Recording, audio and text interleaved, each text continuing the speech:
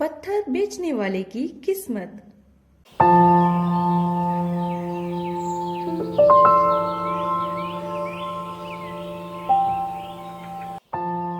नुक्कड़ का दार्शनिक।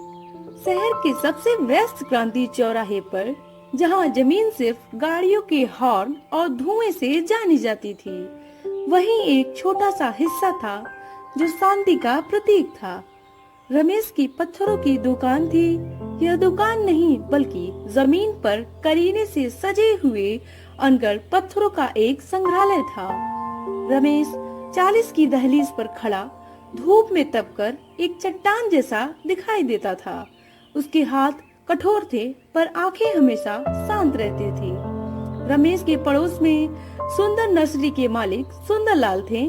सुंदरलाल हमेशा गर्व से मुस्कुराते थे। उनके पास विदेशी और महंगे फूल थे और उनकी दुकान पर ग्राहकों का तांता लगा रहता था। सुंदरलाल अक्सर रमेश पर कटाक्ष करते। रमेश, तू भी क्या बेवकूफी करता है। एक मैं हूँ जो जीवन बेचता हूँ, खुशबू, रंग, सुंदरता, और एक तू है जो मौत बेचता है, ठोस, ठंडा और बेजान पत्थर। रमेश हमेशा एक ही जवाब देता था। सुंदरलाल जी, फूल थोड़े दिन में मुरझा जाते हैं। उनकी सुंदरता क्षणभंगुर होती है, लेकिन मेरा पत्थर जो लाखों साल का दबाव सहकर यहाँ आया है, वह सदियों तक खड़ा रहता है। यह उस घर की नींव बनाता है जो पीढ़ी दर पीढ़ी की कहानियां समेटता है। मेरा पत्थर बेजान नहीं, यह जीवन की सबसे बड़ी सच्चाई है, धैर्य और मजबूती। रमेश यह दर्शन अपने पिता से सीखा था, जो मूर्तिकार बनना चाहते थे, पर जीवन की जरूरतों ने उन्हें पत्थर को तराशने के बजाय उन्हें बेचने में मजबूर कर दिया। रमेश ने अपने पिता की उस विरासत को संभाल रखा था, हर पत्थर में जीवन का सार देखना। धीरे धीरे शहर में सीमेंट और टाइल्स का चलन बढ़ा। लोग पत्थरों को पुराना और गंवार समझने लगे। रमेश की बिक्री कम हो गई। उसकी बेटी प्रिया की स्कूल की फीस भरने में उसे मुश्किल होने लगी। एक दिन सुंदरलाल रमेश के पास आया। देख रमेश, तू मेरा पड़ोसी है, इसलिए एक सलाह देता हूँ। एक नया कंस्ट्रक्शन आया है। उन्हें अपनी इमारतों के किनारे सस्ते, हल्के और बनावटी पत्थर चाहिए। तू बस बीच से कुछ भी उठा और उन्हें बेच दे। तुझे अच्छी कमीशन भी मिल जाएगी। यह रमेश के लिए एक बड़ी परीक्षा थी। वह जानता था कि वे हल्के पत्थर नकली थे, जो मौसम की पहली मार में टूट जाते। रमेश की बेटी के स्कूल की फीस का भी सवाल था। वह कुछ देर पत्थरों की ओर देखता और फिर सुंदरलाल की ओर देखा।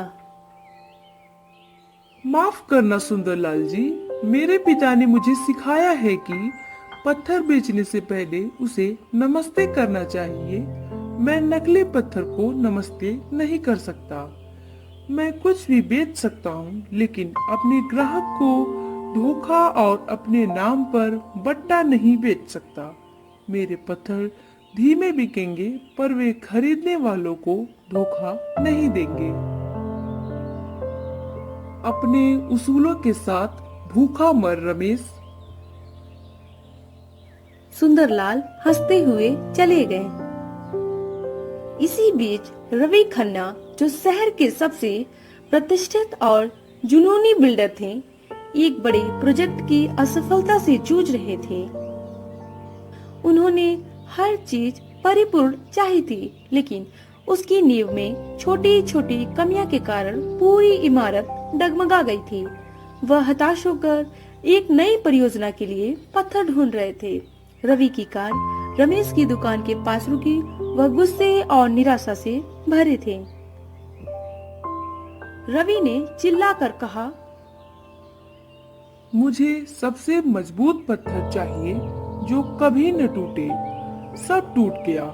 मेरा प्रोजेक्ट, मेरी शाख। रमेश ने उसे पत्थरों का एक ढेर दिखाया। रवि ने एक पत्थर उठाया और निराशा से जमीन पर फेंक दिया। यह तो बेकार है। इसमें जगह जगह खुरदरापन है और रंग भी फीका है। मुझे परफेक्ट चीज चाहिए। रमेश ने शांत भाव से एक पत्थर उठाया जो किनारे से थोड़ा सा टूटा हुआ था और उसमें कुछ लकीरें थीं। साहब, यह पत्थर लीजिए। यह उतना चिकना नहीं है, इसमें दरारें हैं। यह अपरफेक्ट है और इसीलिए यह सबसे अच्छा है। रवि ने हैरानी से देखा। क्या बकवास है। रमेश ने उस पत्थर को रवि के हाथ में दिया। साहब, इस पत्थर को देखिए। यह दरार नहीं है, यह एक इतिहास है। यह दिखाता है कि इस पर दबाव पड़ा, यह टूटा, पर यह कभी भी बिखरा नहीं। इसने अपनी कमी को अपने अंदर समा लिया और उसे अपनी ताकत बना ली। अगर आप सिर्फ परफेक्ट पत्थर ढूंढेंगे तो वह थोड़ी से दबाव में टूट जाएगा, क्योंकि उसने कभी मुश्किल झेली ही नहीं। उस पल रमेश के शब्द रवि के कानों से नहीं, सीधे दिल से टकराए। रवि ने महसूस किया कि वह अपने जीवन में भी परफेक्शन की तलाश में छोटी छोटी कमियों को स्वीकार नहीं कर पाया था और इसी वजह से उसका पूरा आत्मविश्वास बिखर गया था। आप क्या बेचते हैं? मैं पत्थर बेचता हूँ साहब, पर इन्हें देखने का सही नजर भी देता हूँ। रवि ने उस दिन उस अपरफेक्ट पत्थर को खरीदा और उसे अपनी ऑफिस में मेज पर रख दिया। वह पत्थर हर रोज उसे याद दिलाता था कि सफल होने के लिए दोष मुक्त होना नहीं, बल्कि मुश्किलों को झेलकर मजबूत बनना जरूरी होता है। 1 साल बाद रवि ने अपनी नई परियोजना शानदार तरीके से पूरी की। वह सीधे रमेश की दुकान पर आया, इस बार ग्राहक बनकर नहीं बल्कि एक शिष्य बनकर। रमेश, तुमने मेरी नींव बना दी। अब मैं चाहता हूँ कि तुम शहर की नींव बनाओ।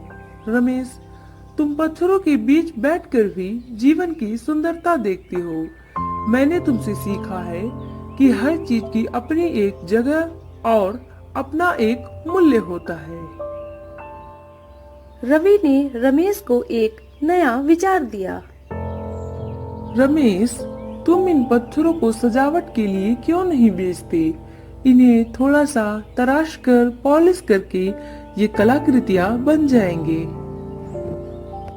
रवि ने रमेश को अपनी कला को निखारने के लिए मदद की।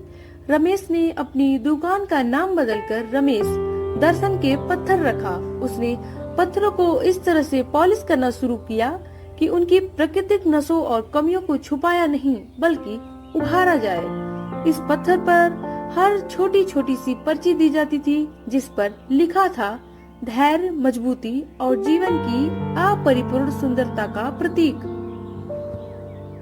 रमेश के पत्थर अब सिर्फ निर्माण सामग्री नहीं थे, वे सजावट की वस्तुएं, प्रेरणा के उपहार बन गए।